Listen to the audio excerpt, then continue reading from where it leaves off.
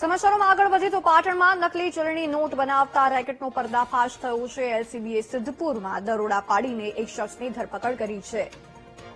અલમોમેન પાર્કમાં યાસીન સૈયદ નામનો શખ્સ ઘરમાં નકલી ચલણી નોટ છાપતો હતો। પોલીસે 5.78 લાખની કિંમતની 500, 200 અને 100ની દરની નકલી નોટ જપ્ત કરી છે। નકલી નોટ છપાવવા માટે પાવડર, કાગળ, પ્રિન્ટર, સ્કેનર સહિતનો મુદ્દામાલ પણ જપ્ત થયો છે। મેળામાં નકલી ચલણી નોટ ફરતી થતા ક્રાઇમ બ્રાન્ચે તપાસ કરીને આરોપીને પકડી પાડ્યો છે।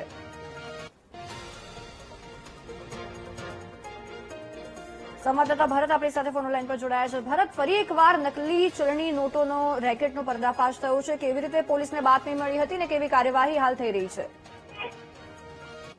ચોક્કસથી કશીશ, અત્યારે જે હળબારી લાઈફ છે ને, આ લાઈફની અંદર લક્ઝુરિયસ લાઈફ જીવવા માટે લોકો અવનવા પ્રયાસો કરતા હોય છે। ત્યારે આવી એક ઘટના સિદ્ધપુરમાંથી સામે આવી છે કે સિદ્ધપુરની અંદર મોહમ્મદ યાસીન નામનો જે વ્યક્તિ છે તે સિદ્ધપુરની અંદર જે કાર્તિકી પૂનમની માનો મેળો ભરાય છે, 7 દિવસના મેળો ભરાય છે, તે સમયે પોતાના જે રહેણાંક મકાન છે ત્યાં આગળ નકલી નોટો છાપવાનું એક નેટવર્ક તેને ઉભું કર્યું હતું અને તેની અંદરથી તેને 5 લાખથી વધુના મુદ્દામાલની નકલી નોટો જે 500, 100 અને 20ના દરની નોટો બનાવી છે, જેને સિદ્ધપુરનો જે મેળો યોજાય છે અને સિદ્ધપુરના મેળાની અંદર આ નોટો જે છે તે ફરજી કરી હતી અને લોકોને રજૂઆત આવતા પાટણ એલસીબીએ આ જે સમગ્ર નેટવર્ક છે તેને શોધવા માટે અલગ અલગ ટીમો બનાવીને તપાસનો દોર શરૂ કર્યો હતો અને અંતે ગઈકાલે મોડી સાંજે પોલીસે એક મોટી સફળતા મળી છે કે સમગ્ર નેટવર્કનો પાટણ એલસીબીએ પર્દાફાશ કર્યો છે અને જેની અંદર મોહમ્મદ યાસીન નામનો જે આરોપી છે, જે સમગ્ર નેટવર્ક એટલે કે નકલી નોટો